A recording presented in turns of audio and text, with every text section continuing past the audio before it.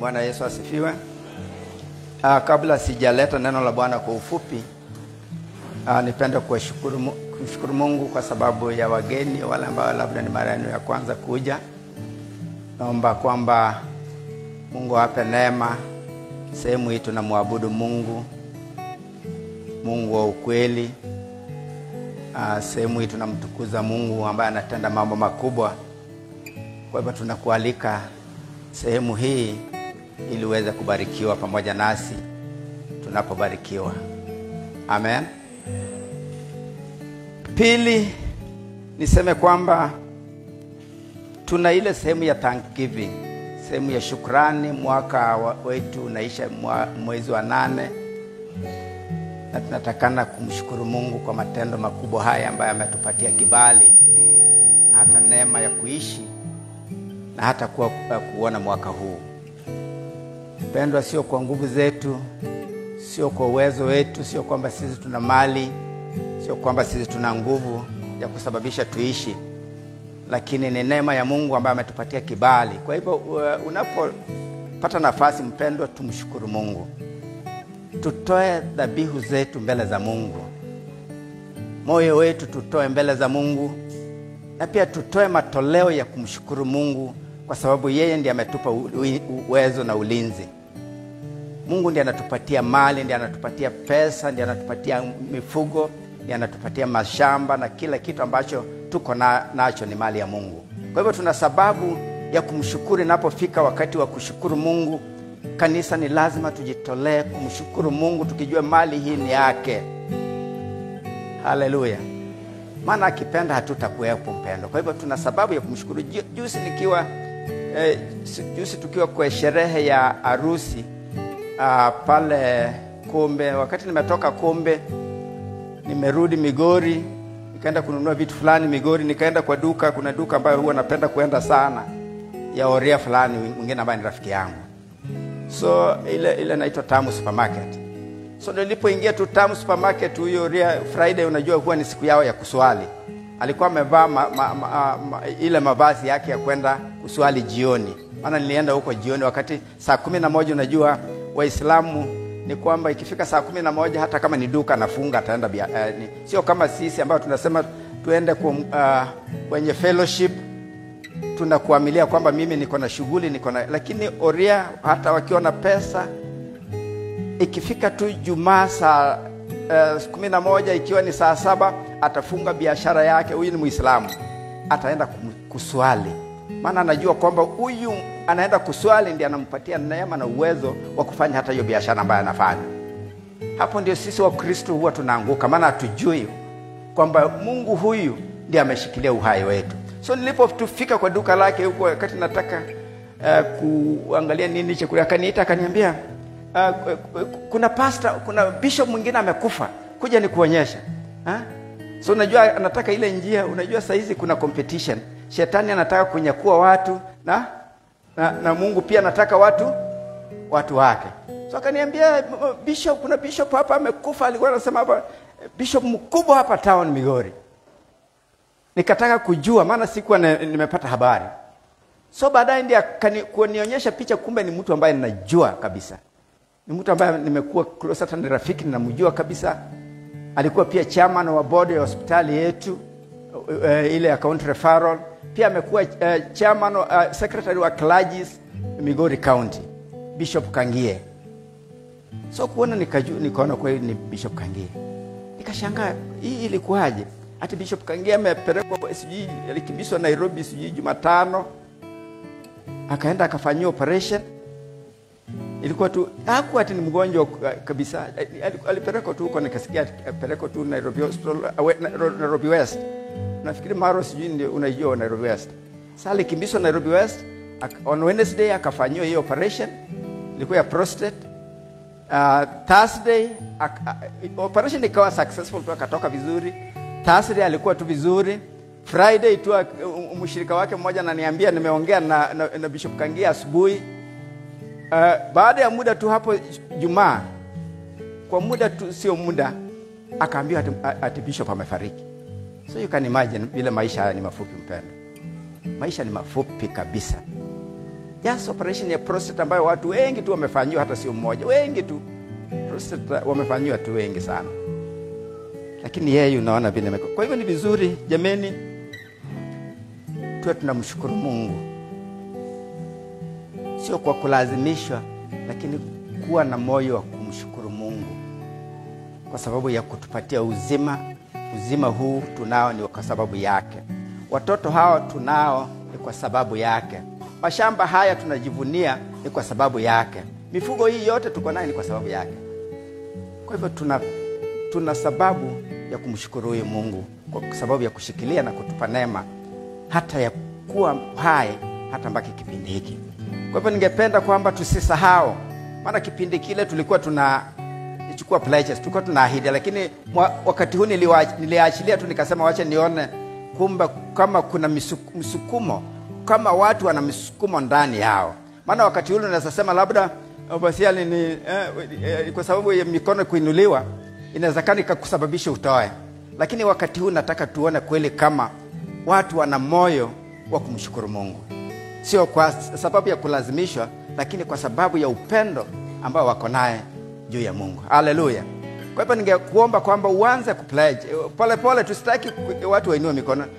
Upata nafasi kwa ukitoka hapa baada ya ibada uanze kuona madam unamwambia mimi maana by August Mungu atakuwa amenisaidia, atakuwa na maana last time tulikuwa na 100 and what? Ilikuwa 100,000 na karibu 200,000. Na wakati huu hata hatujafikia ngapi hata. Unasikia? Kwa hivyo nataka baada ya hapa na kuendelea mpaka Jumapili tuendelee kutoa pledges zetu bila kuinua mkono. Maana kutoa unajua ni moyo wa mtu. Haleluya. Kwa hivyo najua Mungu atatutenda mema na tutafikisha zaidi ya ile tulitoa last time. Nataka tusikie neno la Bwana, alafu baadaye tutakuwa tunashiriki meza ya Bwana. Tunazungumzia juu ya Pasaka. Ninajua watu wengi tuwa tunajua hili jina Pasaka, na tumeshiriki Pasaka ya Bwana miaka mingi tu, jinsi Biblia inavyosema tushiriki mwili wa Kristo tunapokutana. Bwana Yesu asifiwe. Kwa hivyo leo nataka nizungumze juu ya kusudi la Pasaka, kusudi la meza ya Bwana. Haleluya. Maana inawezekana wewe unashiriki mwili wa Bwana bila kujua ni kwa nini unashiriki mwili wa Bwana. Ninataka leo nikufundishe ujue kusudi ya kushiriki meza ya Bwana ama mwili wa Bwana. Amen. Bwana Yesu asifiwe. Mpendo, kuna kitu Pasaka na kuna kitu meza ya Bwana. Amen. Mambo haya yanaenda pamoja. Meza ya Bwana ama sherehe ya Pasaka haijaanza na Yesu Kristo. Sherehe ya kusherekea Pasaka ilianza na Waibrania, ilianza na Israeli. Bwana Yesu asifiwe. Ilianza wakati wa Israeli. Ukisoma kwenye kitabu cha Kutoka 12 ukianzia mstari wa kwanza hadi 51 utaona ni wapi Pasaka ilianzia. Biblia inasema kwa miaka kama 430 wana wa Israeli waliishi katika nchi ya mateso. Waliishi katika nchi ya utumwa ambayo ilikuwa nchi ya Misri. Waliishi kwa nchi ambayo ilikuwa ya wenyewe. Walikuwa watumwa katika nchi ya wa Misri. Wana wa Israeli walikaa jinsi unavyokaa watu wanapokaa kwenye gereza. Walikaa kwa nchi wakiwa wametekwa. nchi ya wenyewe. Lakini Biblia inasema, kiangalia kwenye kitabu hicho cha Kutoka 12 kuanzia hapo, Bwana anamwambia Musa kwamba imetosha, enough is enough. Wana wa Israeli, watu wangu. Maana Israeli ilikuwa nchi ambayo Bwana alikuwa anapenda. Anamwambia Musa kwamba imetosha. Mateso ambayo wana Israeli wamepitia yametosha. Ninataka wana wa Israeli watoke kwenye hii nchi ya utumwa, waende kwenye nchi ambayo nilikuwa nimewakusudia, nchi ambayo ilikuwa ya Kanaani. Hapo ndio Bwana alikuwa na mipango juu ya wana wa Israeli, kwamba waishi katika maisha ya furaha. Akamwambia Musa kwamba waambie kwamba imetosha, tunataka tuondoke kwenye nchi ya utumwa. Jinsi Bwana anasema leo anataka utoke kwenye minyororo ya shetani. Jinsi Bwana anasema kwamba kuna mwana kondoo ambaye alikuja kwa ajili ya maisha yetu, kwamba utoke kwenye hiyo vifungo, minyororo ya utumwa, minyororo ya magonjwa. Haleluya. Kitambo kulikuwa na wimbo ambao Wakuria walikuwa naimba sana. Sikumbuki vile. Nemwe aratore otachora birangani. Kwa Kikuria hiyo nini ilikuwa inaitwa birangani? Birangani bia. Kulikuwa na wimbo kama huo. Ya maraka gane. Nemwe aratore otachora ibirangani bio. Ibirangani ni bintu bira. Kitambo mtu akiwa wazimu, Wakuria walikuwa namfunga na vitu vingine hapa kwa miguu. Kulikuwa na chain fulani ulikuwa unakuja unafungiwa ili usiweze kukimbia na kutoroka. Bwana Yesu asifiwe. Kwa hivyo Bwana akamwambia Musa kwamba watu wangu wameteseka, ninataka kuwatoa kwenye nchi ya utumwa, waende kwa ile nchi ya ahadi ambayo nilikuwa nimewaagizia. Mwambie Farao kwamba hawa wa Israeli imetosha, watoke kwenye hii nchi ya utumwa, waende mahali nilikuwa nimewaagizia. Ukamwambie Farao awaachilie, maana walikuwa wana mamilioni na mamilioni. Biblia inasema wanaume peke yake walikuwa zaidi ya 600,000, na watoto walikuweko na wanawake walikuweko. Kwa hivyo walikuwa zaidi ya watu 1,000,000. Haleluya. Sasa Farao alipoambiwa kwamba waachilie, unajua aliona ni kama kwamba itabaki pengo. Maana moja, hawa watu walikuwa wachakazi, walikuwa wanafanya watu kufanya vibarua kama slave trade. Wale ambao wamesoma historia, kulikuwa na mambo ya slave trade. Wale wanaume wenye nguvu walikuwa na bebo, wanaenda kwenye nchi za Uarabu huko kufanya kazi, maana wao ndio walikuwa na nguvu. Wale wakisi wanaita amachuma. Haleluya. Tunawakisi hapa. Amachuma ni mtu gani ba? Haleluya. Pigia makofi. Amachuma ni wale watu wazito ambao anaweza kukubeba juu hivi akushikilia hapa hivi, si ndio? So hawa ndio watu walikuwa wanahitajika wakati huo wa slave trade, sio mtu goigoi hivi. Goigoi ulikuwa unapigwa na uwao na acho hapo anaendelea na shughuli zao. Kwa hivyo Waisraeli ikaonekana kwamba walikuwa na msaada sana kwa ile nchi ambayo walikuwa naishi, nchi ya Misri. Kwa hivyo wakati Farao ameambiwa kwamba hao watu wanaenda kutoka, alikataa. Alisema haiwezekani. Na Mungu naye ni nani? Mungu ni Mungu mwenye nguvu. Mungu ni Mungu mwenye mamlaka. Anaposema inatendeka. Anaposema utapona unapona. Anaposema utakombolewa unakombolewa. Anaposema utapata hiki utapata kitu. Anaposema utapata grade nzuri utapata grade nzuri. Anaposema utapata mchumba utapata mchumba. Haleluya. Mungu ni nani? Mungu ni Mungu wa ajabu. Haleluya. Ni nani kama wewe? Ni nani kama Mungu? Ni nini nimfananishe naye? Ni Mungu tofauti na binadamu. Mimi ninaweza zungumza hapa nikakudanganya. Haleluya. Bwana Yesu asifiwe. Ninaweza kukuahidi mambo mengi tu nisikupatie, maana mimi ni binadamu. Lakini Mungu ni Mungu, yeye hadanganyi. Anaposema mambo yake inakuwa hivyo. Anaposema atakubariki anakubariki. Anaposema atakutendea atakutendea. Mungu ni Mungu tofauti na miungu mingine. Akamwambia kwamba itawezekana. Hata japo kwamba Farao anakataa, itawezekana. Maana ninajua nina uwezo, nina mamlaka ya kufanya kile ambacho nipendacho. Bwana Yesu asifiwe. Kwa hivyo akamwambia kwamba umwambie kwamba wana wa Israeli waachiliwe waende. Mara ya kwanza akatoa tauni, akatoa magonjwa. Bado roho ya Farao ikawa ngumu. Safari ya pili tena akaachilia tauni nyingine. Bado Farao akasema hii ni nini? Unajua shetani naye huwa anajaribu kurusha miguu kidogo. Ili samba tere kongo hakuiba amboka sana.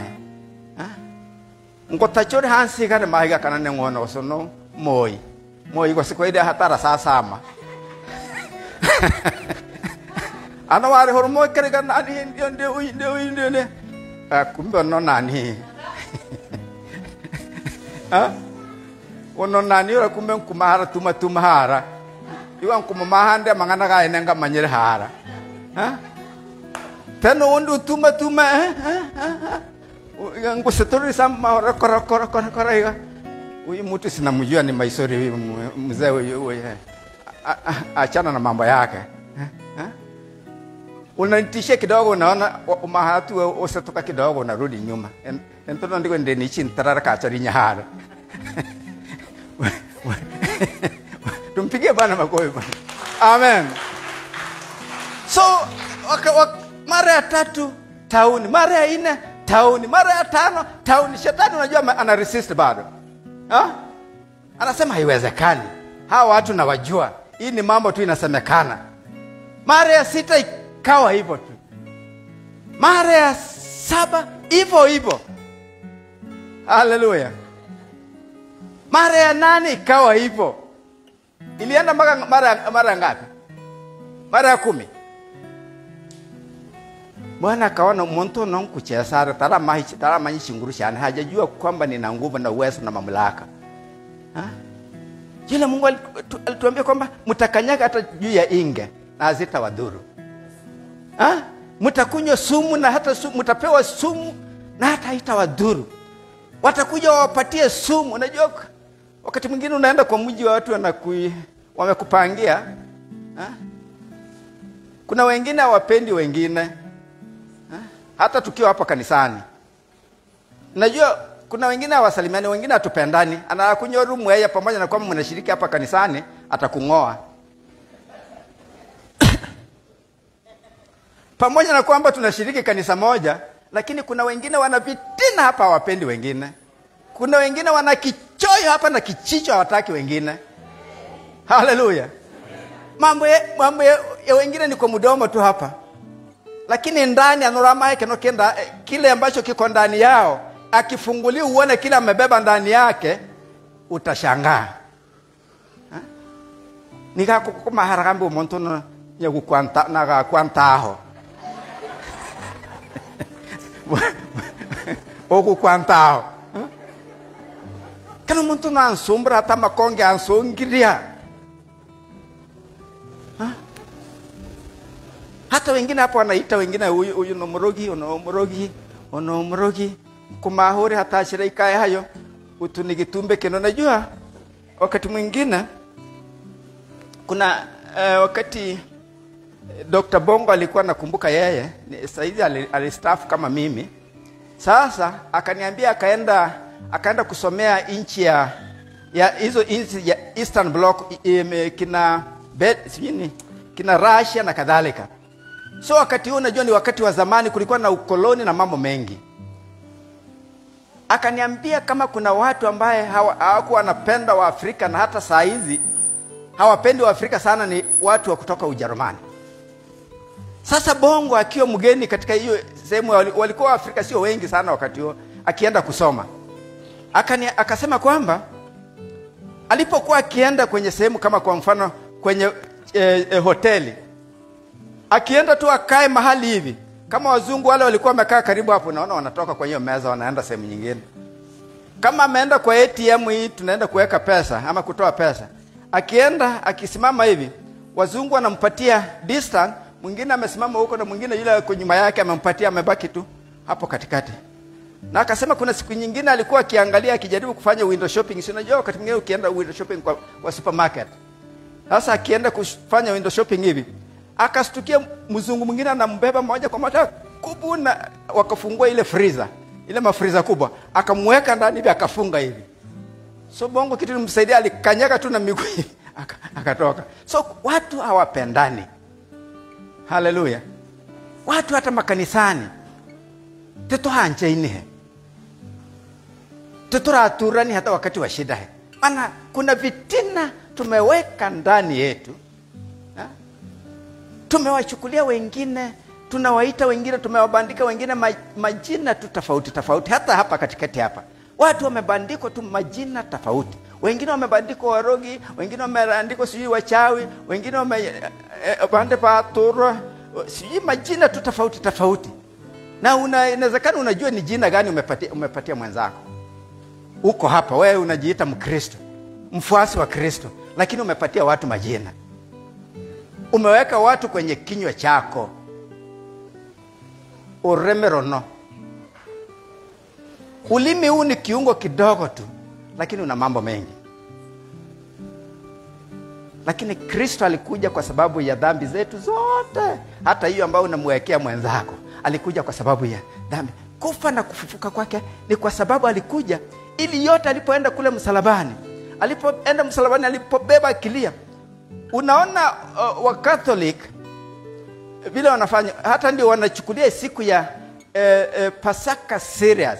Sisi tukisema siku tuje kusherehekea siku ya Pasaka, kufa na kuzaliwa, utaona tu watu wachache, wengine hawana shughuli kabisa. Maana hawajui maana ya Pasaka, hawajui ni kwa nini Pasaka iko. Lakini ulisa mtu ambaye alikuwa nafikiri ulikuwa Catholic hapo nyuma, si ndio? Catholic siku za Pasaka walikuwa wanafanya namna gani? Sema kwa sauti. Wanakusanyika pamoja and then wanasali pamoja. Na siku hiyo nilipokuwa Friday, nikienda Nyamagana, nilikutana na kundi la watu wengi tu. Hata ulipokuwa ukiangalia kwenye runinga zenu, ulikuwa unaona siku hiyo wamama kwa wazee, kwa watoto, kwa vijana, wamebeba msalaba, mti mkubwa, wanatembea. Kuna kipindi walikuwa wanatembea kutoka hata Masaba wanaenda Mabera. Nakumbuka hata huyu mzee Gati Muchuma na nimbara kumuta kabisa, anaenda atianzia Nyamagana waende Mabera. Haleluya. Ukiangalia kwenye runinga vile Wakatoliki wanafanya, wanaiheshimu siku ya Pasaka. Maana Biblia inasema hiyo tu ndio siku ambayo Yesu alisema fanyeni hivi hivi kwa kumbukumbu langu. Hakuna mahali pengine Yesu alizungumza tu kwa Pasaka kwamba mkoreke hayo pene mkikumbuka kifo na ufufuo wangu. Lakini sisi hatufanyi. Sisi siku hiyo, kwa sababu ni siku ya Ijumaa, ndio kwa sababu siku ya soko Migori, ndio siku unapata sasa watu kila mtu na shughuli zake. Hiyo mvua imenyesha, ndio watu wanaenda mashambani. Tumemsahau Mungu wapenda. Haleluya. Nilikuwa nazungumza nataka niwaelezee tu juu ya Pasaka kidogo. Kwamba wakati ilifika siku ya mara 10, Mungu akasema huyu mtu Farao nataka nimuonyeshe, na jambo hili litamsababisha aachilie wana wa Israeli kukombolewa. Bwana Yesu asifiwe. Alifanya nini? Aliambia wana wa Israeli, haleluya, jinsi ninavyowaambia siri hii, kwamba tafuteni kila household ni kama nyumba ile nyumba ambayo imebeba wale ambao mnakula kwa sufuria moja. Bwana asifiwe. Mama Yusuf, Bwana asifiwe. Wangekorara sana. Haleluya. Akasema kila wale ambao wanakula kwenye chungu kimoja, mtafute mwana kondoo mmoja. Kama atakosekana mwana kondoo, mtafute mwana mbuzi. Na sio mwana kondoo tu wa kawaida, anasema wa umri wa mwaka ngapi? Wale mnasoma Biblia? Ha? Ni 1 month ama ni mwe? Ha? Ni 1 year, si ndio? Akasema mtafute mwana kondoo wa mwaka moja, ama kama amekosekana sana mtafute mwana mbuzi. Na akawaambia kwamba huyu mwana kondoo asiwe na maua. Amen. Mungu wetu ni mtakatifu. Kristo ni mtakatifu. Na kwa sababu ni mtakatifu, anataka pia sisi tuwe watakatifu. Ndiye alitafuta mwana kondoo ambaye hana maua. Haleluya. Bwana Yesu asifiwe. Ninataka kukuleta ujue ni mambo ya Pasaka na maana gani. So akasema wale ambao, na kama hiyo maana hiyo ni chakula mtakula iishe. Kwa hivyo akasema kama hamutatosha, kama familia yako ni ndogo, kama na bantu pake muri bana mtacha mosoke hiyo, muungane hata wawili, familia mbili, mwe pamoja. Maana hiyo kitu ni chakula ambayo mnatakana mule mumaliza kabisa. Mtacha mutiga ibinda bande bara. Amen. Bwana Yesu asifiwe. Tumpigie Bwana makofi. So akawatayarisha, alikuwa anawatayarisha, maana walikuwa wanaenda kupata nini? Ukombozi wao. Haleluya. Pasaka ina maana ni kusherekea ukombozi, deliverance. Amen. Akawaambia baada ya kwa siku ya 14, on the 14th day, akasema kila mtu atachinja huyu mwana kondoo. Kila mtu, kila mwana wa Israeli. Unajua sasa wa Misri wakati wao hawajui, Farao hajui. Haleluya. Unajua kuna mambo mengine ambaye mtu wa kiroho atajua na wewe usijue. Haleluya. Maana Misri yule ni mtu ambaye sio wa kiroho. Mtu wa kiroho kuna mambo ambaye Bwana anakuonyesha mapema. Mungu atakuonyesha mambo mapema, atakuonyesha hatari mapema. Mtu wa kiroho Bwana atakuonyesha. Kuna wakati hata unaweza kuwa unataka kusafiri, lakini unastukia kuna vitu bila yumba hayo, ulikuwa buku hii basi, tena unastukia unaenda aidha imejaa ama iko na shida fulani, unaenda kwa hii, unastukia ile ambayo ungebuku kumbe uende naye ingepata ajali mahali. Kwa hivyo Mungu amekuonyesha tayari kwamba kulikuwa na hatari mahali pale. Amen. Asifiwe Mwokozi. Sasa akaambia kwamba siku hiyo mtayarishe huyu, mchinje huyu mwana kondoo, alafu temarache mumbichimuke mchoma marache masambichi nyama chiyo, and then mutakuwa na mikate isiyotiwa chachu, and then mtakuwa na mboga ambaye ni kali. Haleluya. Bwana asifiwe. Jamani, tunaelewana? Tunasikia mambo haya. Ni kwa nini mikate isiyotiwa chachu? Kwa nini alisema mikate isitiwe chachu? Ni kwa nini man? Ni kwa nini pasa?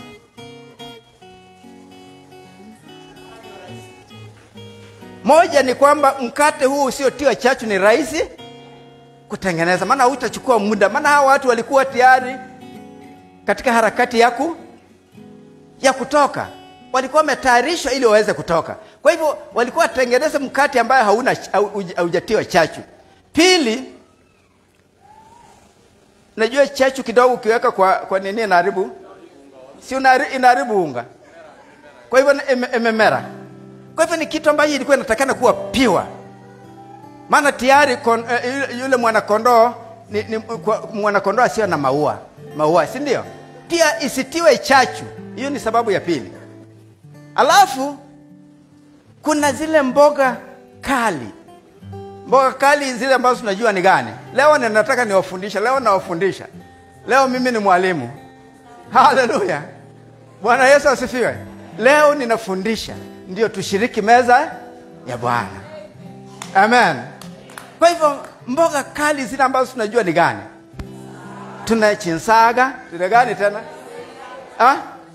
Chisweka kweni chindro. Iwe chisweka kuiheko chira kusino kwa kuiba chihekere buyahara. Alafu zingine tani gani? Moto. Omito. Kwa nini ilikuwa tu hizo mboga kali? Kwa nini hazikuwa tu mboga zile tamu? Maana sisi tunapenda vitu vitamu. Si ndio? Sisi tunapenda vitu vitamu jamani. Anoracho hekeri chinyichi chinsaga chinro torarehe. Kwa mfano kwa ugeni ukije upate kwangu huko chinsaga chonjo ni hekeri chirore hanga kikirore. Raro kwa dia kana basi hano yake atokora hano. Yake aturimbo cha ina. Ni kwa nini hizo bitter herbs? Inaashiria ile maisha magumu ambayo waliishi kwenye nchi ya Misri, nchi ya mateso. Haleluya. Ni kuonyesha kwamba wanataka kuacha mateso ambayo walikuwa wanapitia. Wanataka kutoka kwa mateso ambayo walikuwa wanapitia. Kwa hivyo wakaprepare hizo bitter herbs. Saa walipoambiwa hizo nyama ichomwa na kila kitu kiwe tayari, kitu gani waliambiwa wawe nacho tena? Wawe tayari. Waliambiwa kwamba muwe tayari maana kuna kitu ambacho naenda kukitenda. Bwana akawaambia kwamba kuna kitu ambacho naenda kukitenda. Na kitu ambacho nitakitenda ni hiki. Ninaenda kuua watoto wote wa kiume. Firstborns wote. Watu na hata wanyama. Ninaenda kuwakilia wote. Bwana Yesu asifiwe. Haleluya. Nataka ujue ni kwa nini tunashiriki mwili wa Kristo. Akawaambia kwamba nyinyi wale ambao ni watu ambao ninawapenda, baada ya kuchinja mwana kondoo, mchukue damu yake mweke kwenye nini? Mimbo. Inaitwa mimbo ya milango. Unajua Yesu bila akikupenda kuna mambo mengi atakuambia, atazungumza pamoja na wewe. Kuna mambo mengi atakuelekeza. Akawaambia wana wa Israeli kwamba mtaweka hiyo damu ya mwana kondoo. Haleluya. Mwana kondoo ni mwana wa Mungu. Mwana kondoo ni Kristo Yesu. Unapomvaa, anapokaa ndani yako, unapokuwa ndani ya damu ya Yesu, magonjwa yatakuwa yanakuona yanahepa. Haleluya. Akawaambia kwamba nitakapokuwa nikipita kwenye nyumba ambazo zimepakwa damu ya Yesu, damu ya mwana kondoo, I'll pass over. Haleluya. Nitakapokuwa, kwa kizungu anasema I'll pass, na hiyo ndio sababu inaitwa Passover. Nitakuwa nikija nikiona ana mahiga hano ya manyinga hogare ni burukantuma. Ana mahano hogare ni burukantuma. Ana mahano tegaho he nkongoanta. Bwana Yesu asifiwe. Hiyo ndio maana shetani anapokuja aone kuna damu hapa ndani, damu ya Yesu juu ya maisha yako, kukutigara hata. Haleluya. Aya kutunora manyinga ga Yesu ataho. Anaenda kutafuta yule ambaye hana damu ya Yesu. Anaenda kutafuta yule mwenye fitini. Anaenda kutafuta yule muongo. Anaenda kutafuta yule msharati. Anaenda kutafuta yule ambaye ni mkora. Unajua ukora ni ukora gani nazungumzia? Akipata hapo, lakini akipata kuna damu ya Yesu hapa, anaruka. I'll pass over. Haleluya. Bwana asifiwe. Nitakapokuwa nikipita, nikiona damu, nitakuwa ninapita. Nikipata hakuna damu, nitakuwa naua hawa firstborn wote. Na hapo ndio pale aliambia wana Israeli, wakati mtakapoona nikifanya hivyo, muwe tayari maana wakati wenu wa kutoka utakuwa umefika. Sasa Farao alipoona kila mahali ni kilio, nyumba ni kilio, kila hiyo area yake wa Misri wote kila mtu analikukura, maana kuna firstborns wameuawa, kila mahali wamekufa. Bwana asifiwe. Farao alipoona hapo hayo mambo, akasema tatika abantu bano bai. Haleluya. Achilia hawa sasa waende, maana nimechoka. Hii sasa ni ngumu. Nimefikia mwisho, hakuna kitu nitafanya. Kuna nguvu juu ya damu ya Kristo. Kuna nguvu kwa msalaba. Haleluya. Bwana asifiwe. Kuna nguvu kwa msalaba. Kwa hivyo wana wa Israeli wakaachiliwa kwenda kwenye nchi, wakatoka kwenye nchi ya mateso. Hiyo ndio tunazungumza juu ya ukombozi. Walikombolewa na damu ya kondoo. Walikombolewa baada ya kusumbuka kwa miaka 430, walikombolewa na damu ya mwana kondoo. Na huyu mwana kondoo ndio tunamuita Yesu Kristo, ambaye alikufa kwa sababu ya mimi na wewe, ili tuweze kupata ukombozi wake. Haleluya. Bwana Yesu asifiwe. Kwa hivyo leo tunataka kushiriki mwili wa Bwana, mwili wa mwana kondoo, yule ambaye alikufa. Maana Yesu alikufa kwa sababu ya mimi na wewe. Alikufa kwa sababu ya matatizo yetu. Alikufa kwa sababu ya magonjwa yetu. Alikufa kwa sababu ya tabu ambazo tunapitia. Alikufa kwa sababu ya mateso. Alikufa kwa sababu ya ufukara. Alikufa kwa sababu ya shida ambazo tuko nazo kama binadamu. Haleluya. Alikufa. Ile damu iliyomwagika pale Kalvari, akasema yote yameisha. Kuna wimbo mpya ambao uliimbwa, ni bila siukumbuki vizuri, wa Mamajusi, ile kwaya ya Moshi Tanzania. Kuna wimbo ambao unazungumza juu ya Kalvari. Alipokufa Kalvari, yote yaliishia pale mpendwa. So usilie, maana alikufa kwa sababu ya mimi. Alikufa kwa sababu ya tajiri, alikufa kwa sababu ya maskini, alikufa kwa sababu ya wafupi, alikufa kwa sababu ya warefu, alikufa kwa sababu ya wale ambao wako na vitu na wale ambao hawana vitu. Bwana Yesu asifiwe. Haleluya. Kwa hivyo maana ama kusudi la kushiriki meza ya Bwana, tunashiriki meza ya Bwana ni kwa sababu gani? Kwa sababu ya kumtii Kristo. Katika Biblia jipya, Agano Jipya, tuliitwa kushiriki mwili wa Bwana kwa sababu tunatii, we obey Christ. Biblia inasema kwenye kitabu cha Wakorinto wa kwanza, sijui kama mlikuwa mmetoa hiyo nini,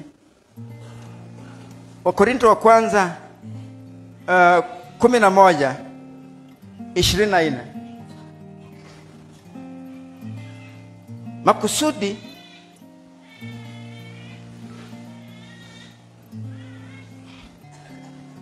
mungekuwa watu wazuri, mungekuwa mnakaa chapu kama watu ambao wameitwa na Kristo. Kwa sababu watu ambao wameitwa ni watu chapu. Watu ambao wamekombolewa ni watu chapu.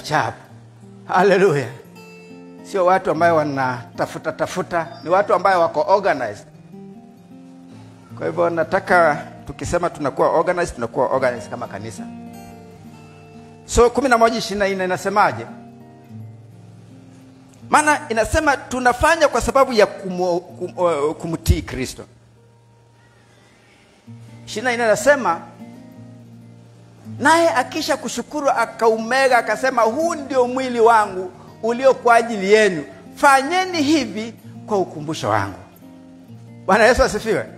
Fanyeni hivi kwa ukumbusho wangu. So tunashiriki mwili wa Kristo kwa sababu ya kutii maandiko matakatifu ya Kristo. Maana alisema mambo haya, maana alipokuwa na wanafunzi wake, Biblia inasema Yesu akiwa na wanafunzi wake akielekea msalabani, akasema akaandaa chakula na meza,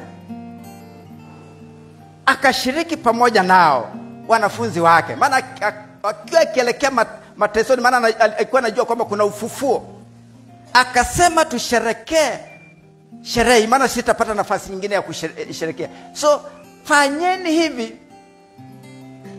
hivi kwa ukumbusho wangu. So tunasherekea Pasaka ama Lord's Table kwa sababu ya kulitii na kulisikiza neno la Bwana.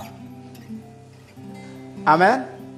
Kwa hivyo tunaposhiriki meza ya Bwana, ina maana kwamba tunalitii neno la Bwana, tunalisikia na kuliheshimu na kulitii.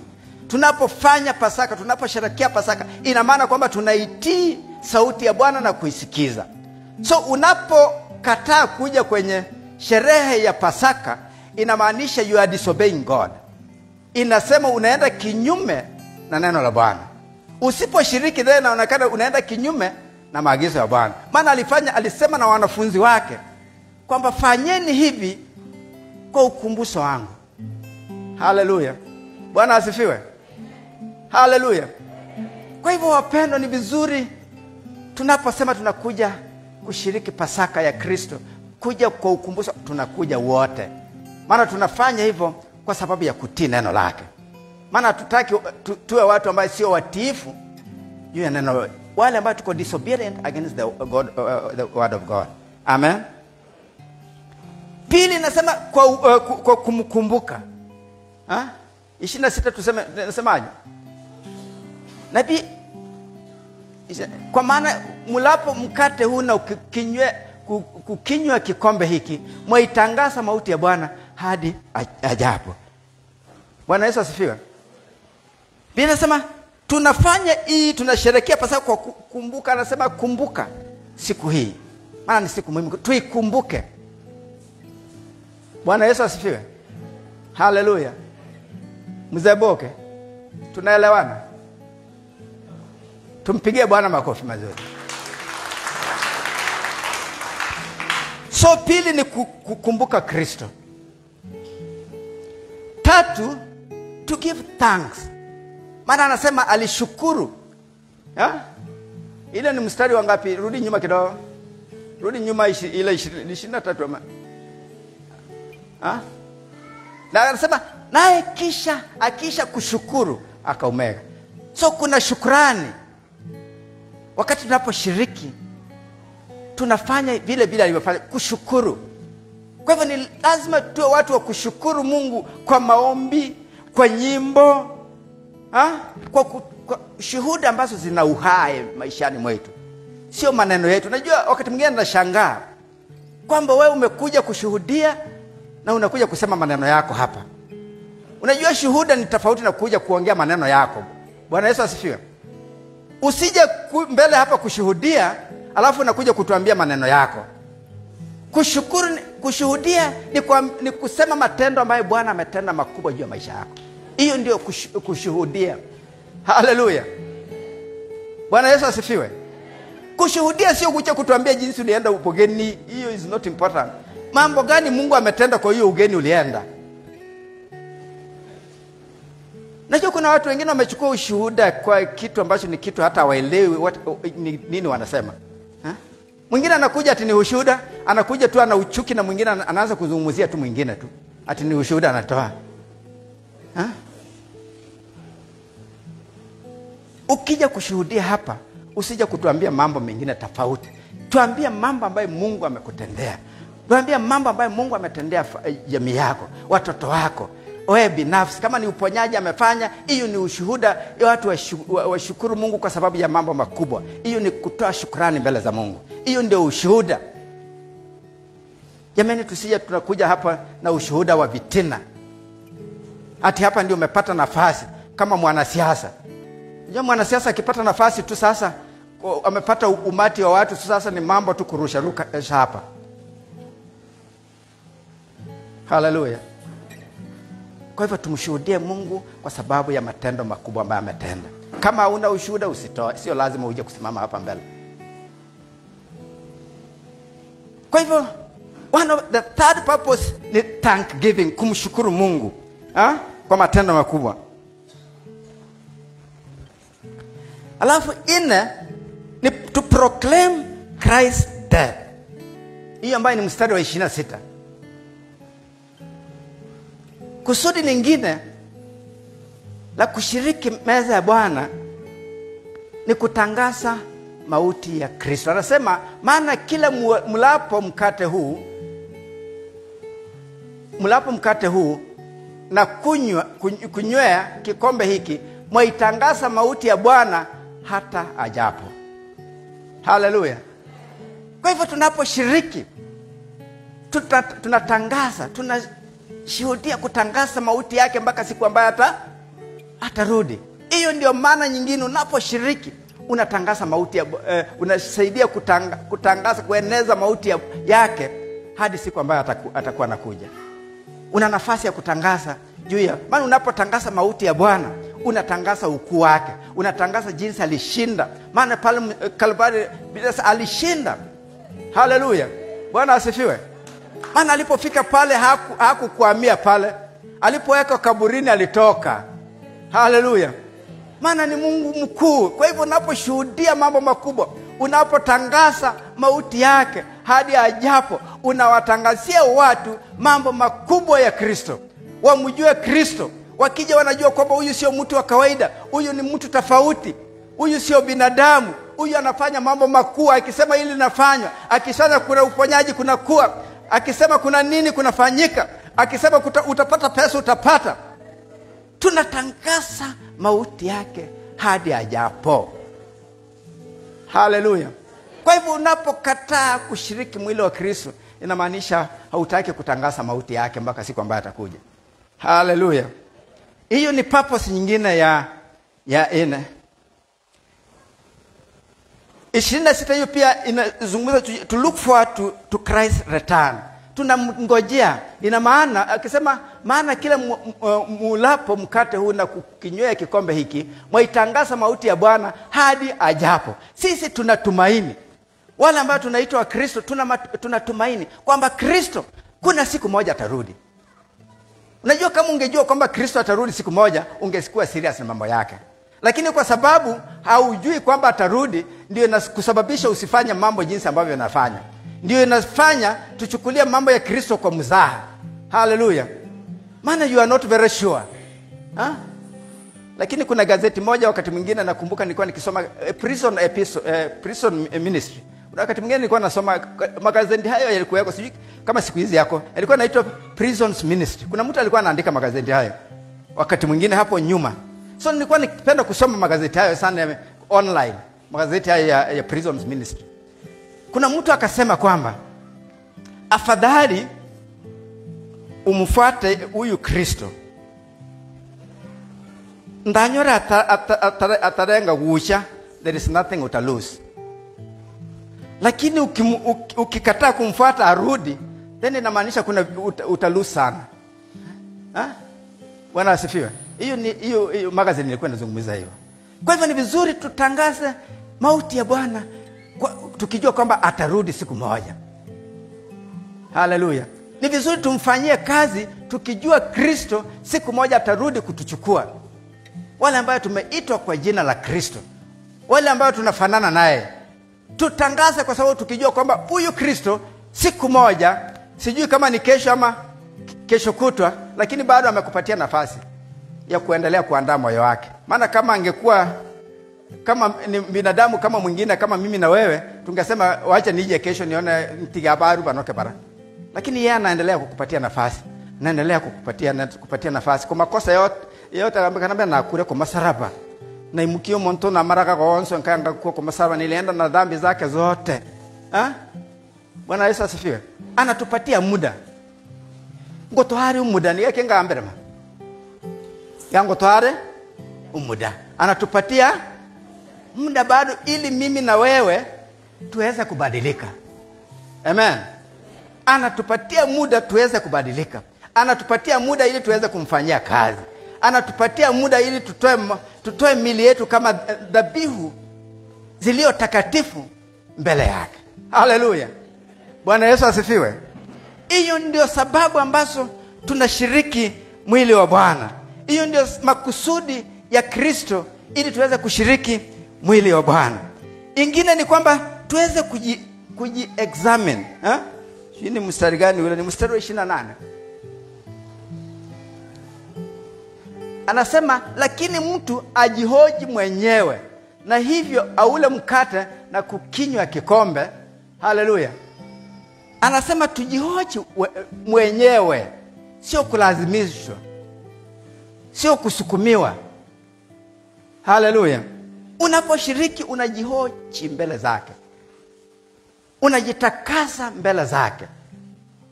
Haleluya. Hiyo ndio maana ya kushiriki mwili wa Kristo. Sherehe kubwa ya Kristo, sherehe ya kufurahia, sherehe hata tungekuwa tunamchezea sana. Wichi saro shongo tengatore sana. Haleluya. Ameracha hano hata sasa kubara ntano igo kikoko kera niri tungu hano igo urama abantu kira monto niga atanyoro mu Kristo no urama bantu bara sa okoro matega abarenge ata kanisa manama bantu niga ba kare ama haso hapo kabadi dikira kare Bwana asifiwe.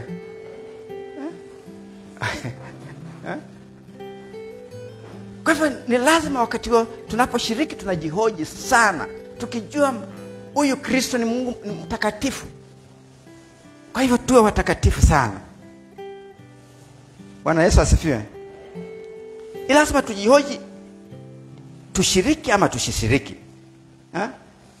Kama wale wanafunzi 11, 12 mwingine yeye kwa sababu hakuwa very sure, ile Judas alijua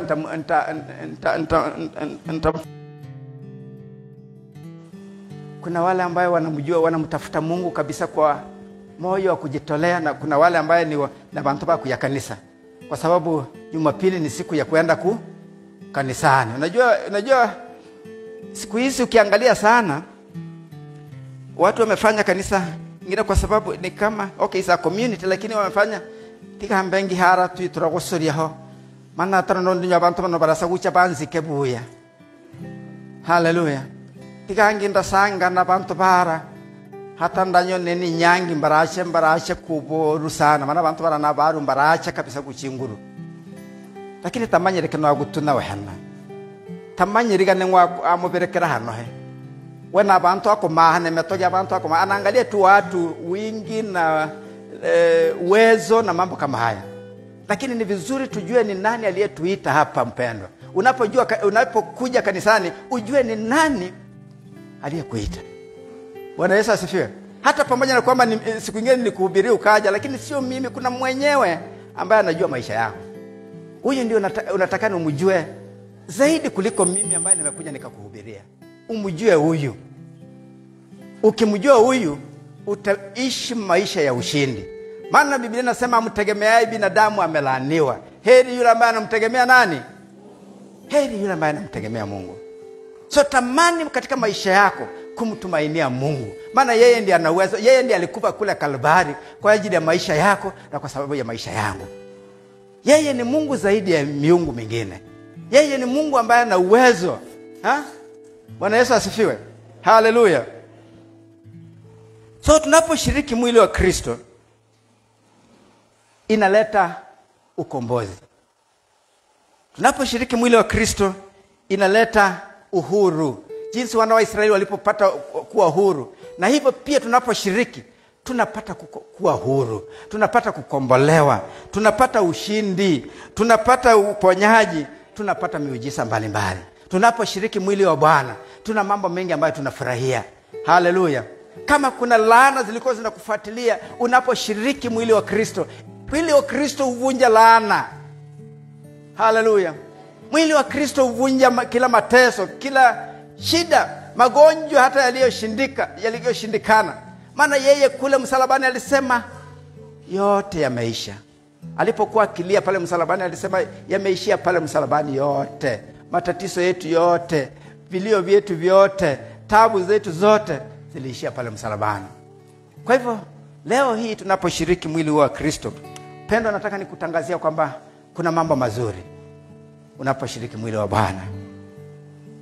Maana utapokea muujiza wako unaposhiriki mwili wa Bwana. Kuna muujiza wako ambaye uko kwenye mwili wa Bwana. Usiangalie tu hiki tunaona tu ni kitu cha kawaida. Hapana, kimeombewa. Haleluya.